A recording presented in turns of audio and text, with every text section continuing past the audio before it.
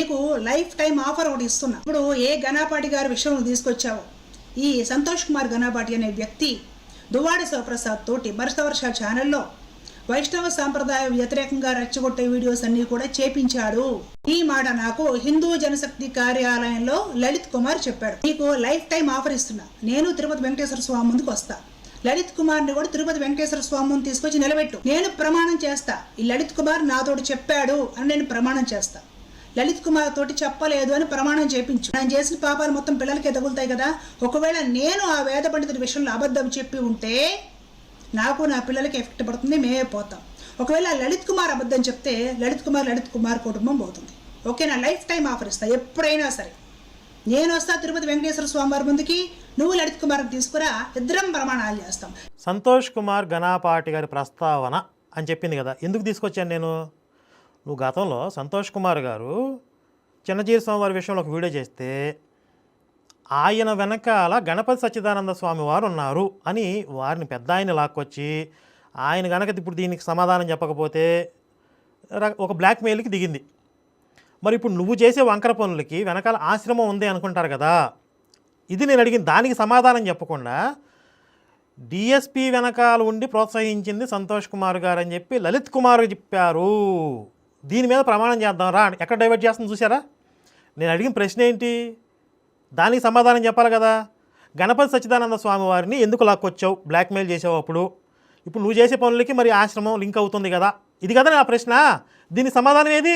సరే, లలిత్ కుమార్ గారిని తీసుకొచ్చి డైవర్ట్ చేసి తీసుకురా అంటున్నావు కదా.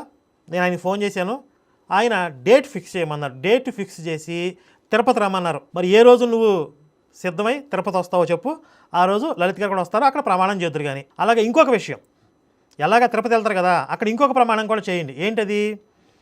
ఈ వేద పండితుడి విషయంలో నేను ఒకవేళ అబద్ధం ఆడితే అని ప్రమాణం చేస్తావు కదా, అందులోనే సంతోష్ కుమార్ గారు చేసిన వీడియో వెనకాల గణపతి సచ్చిదానంద స్వామి వారు ఉన్నారు, ఆయనే ప్రోత్సహించి సంతోష్ కుమార్ గారితో వీడియో చేయించారు అని నువ్వు ఆరోపించావు కదా, అది నిజమే అని కూడా నువ్వు తిరుపతిలో ప్రమాణం చేయాలి.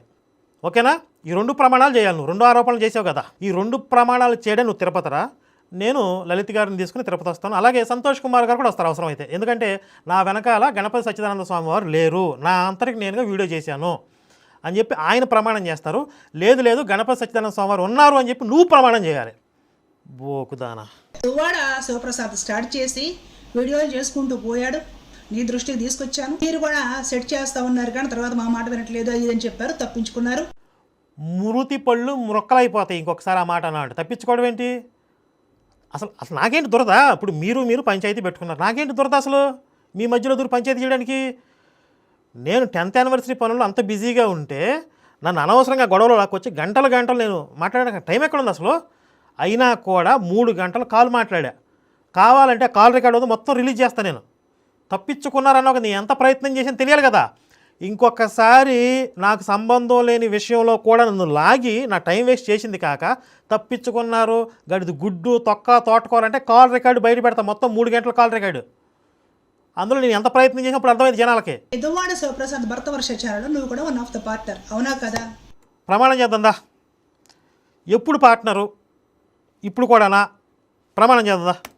Directors of Bharatavarsha broadcasting private limited are Mullangi Venkatakasireddy, Karunakar Suggunna, Kalyan Kumar Chetlapalli and Sivaprasad Chowdary Duvvada, మీరందరూ కూడా ఆ ఛానల్లో పార్ట్నర్స్. ఇలాంటి పార్ట్నర్షిప్లు అయినా ఉండాలి, లేకపోతే మీకు సపోర్ట్గా ఉండి అన్న అని వంగి దండాలన్నా పెట్టాలి.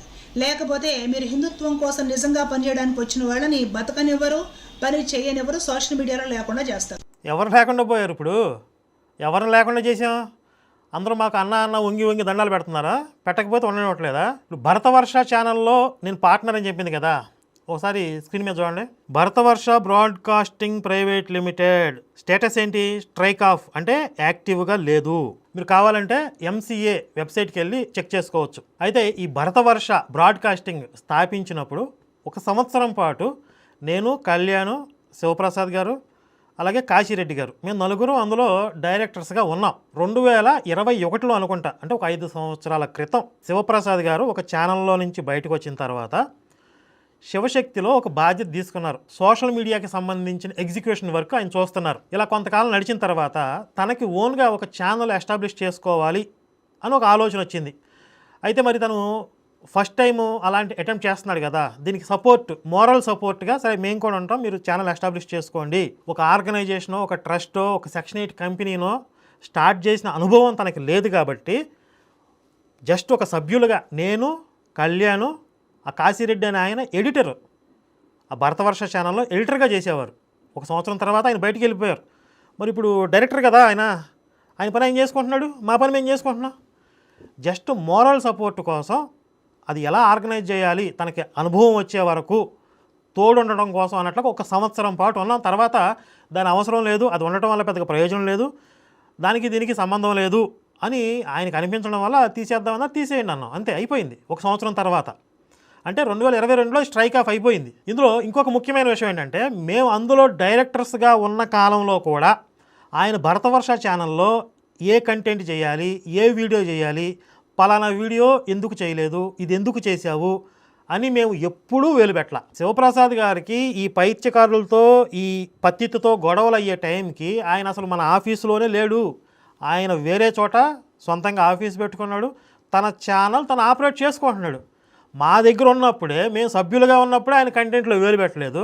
ఆయన ఓన్గా తన ఛానల్ తను నడుపుకుంటూ తన ఆఫీస్ తను పెట్టుకుంటే ఆయన కంటెంట్లో మేము దూరి ఆయన వెనకాల మేము ఉంటామా? అసలు ఎంతసేపు కూడా ఈ పత్తిత్తు వీళ్ళకి లింక్ ఉంది, వీళ్ళకి లింక్ ఉంది, మొత్తం జడ్జిమెంట్ ఇచ్చేస్తుంది అనమాట.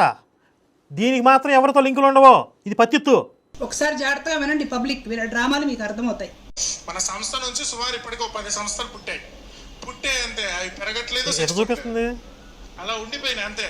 మొలకగానే ఉంది. ఎందుకంటే దానికి సంబంధించినటువంటి మనం పెరగనీయం కూడా, అందులో రెండో డౌట్ లేదు.